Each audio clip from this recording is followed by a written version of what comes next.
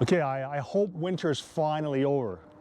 We've hit the beginning of March and we had snow up to last week in February, but luckily most of the work took place inside the house. I feel sorry for the siding guys who had to work throughout the winter time, but it still went forward.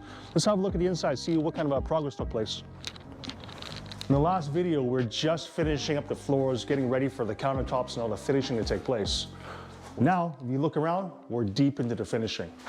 The first step that comes after the tiles installed is all the carcasses for the cabinets. That paves way for the countertops to be installed, followed by all the plumbing fixtures. So have a look around.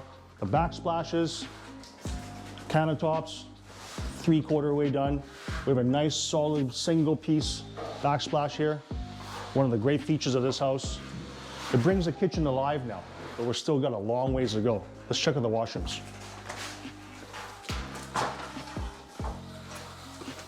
Similar to the kitchen areas, tiles going on the wall first, paves way for countertops to butt into the wall so you don't have to tile around the carcasses. This gives you a nice clean line where the cabinets and the tiles meet. We've got some preliminary fittings for the countertops going in, and plumbing fixtures are slowly taking place as well. Have a close look at the way that the tiles are being prepared, waterproofing the showers, getting ready for the final touches. Let's check out the upstairs areas and see how the bedrooms are all finishing up. Handles are being installed. The washrooms are being finished up as well. So during the roughing stage, we talked about wall carrier toilets. If you remember, behind this wall, we had a nice blue frame that carries the tank of the system.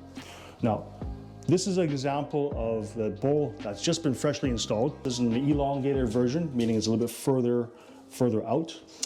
There's always a sound transmission gasket between the toilet bowl and the tiles. Okay, this one in particular has a sensor wash system. So it's got like a toilet seat with the built-in washlet. When you think about washlet, you have to consider that there's a water and electrical requirements for these seats. And a lot of times you see they're exposed on the outside of the toilet. They're hanging on the side of the toilets. Now, that's not always the best way of doing it. You want to try and conceal as much of it as possible. These things need power, these things need electricity, they also need water to hooks up to the toilet seat. Now, how do you make that so it's completely concealed? If you look underneath, there are no water lines, there are no electrical cords exposed. And when you plan to put these types of systems in, you have to be very careful of the types of toilets, the type of components that you order, making sure that everything fits properly. This toilet has 2 extra holes that are incorporated into the design, which allows these water and the electrical cord to come through here, which integrates into the seat.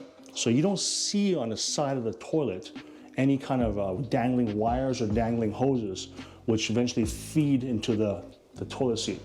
We'll come back to this toilet seat once it's finished, and we'll show you how nice it looks when all the items have been installed and nicely concealed. You might have noticed a trend in the last couple of years of having backlit LED mirrors in the washrooms. Now, I want to show you a very easy way of having this accomplished. Have your electrician run a wire that's controlled by a switch to the inside of the sink cabinet. From there, he'll have a receptacle installed where once you turn on the switch, power goes to electrical outlet, which powers a transformer. Transformer runs low voltage power up to this area here. Now you want to install a piece of plywood over this area, giving you about 3/4 inches of depth. This is where you want to tape an LED strip lighting all around the perimeter of this piece of plywood. You want to tie the wires together to the LED, so the moment you hit the switch, it gives power over to LED wires, and this whole thing glows from the sides.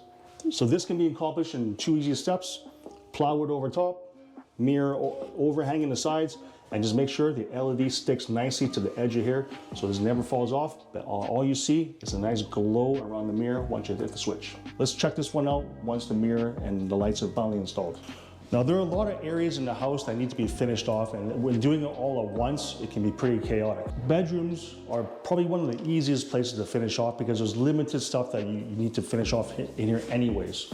It's just a coat of paint, baseboards, doors, lights, and that's it. So when we do finish off these areas, we like to do a final cleaning here, shut the door, and then move on to the areas that are still needing work, such as the kitchens and the bathrooms.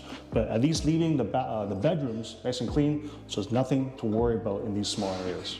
Now, because this project consists of a laneway house and a main house and rental suites, one of the things I like to do is get all the big ticket items out of the way first. For example, let's look at the laundry machines. Look how bulky they are.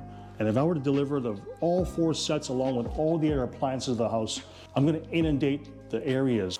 In the event that these are installed and the walls get dinged up, easily can be repaired ahead of time. So I'd rather have these installed first, brought to the house, install them first, out of sight, out of mind, and then we can just leave this area and carry on with just doing the work in the major places. So now to the outside of the house where we have the fascias and the soffits all going in. This will bring the nice finishing touches to the exterior. Let's have a look.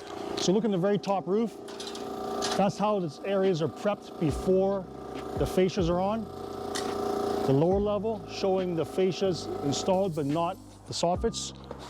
And then over here, you see a fully completed fascia and soffit assembly.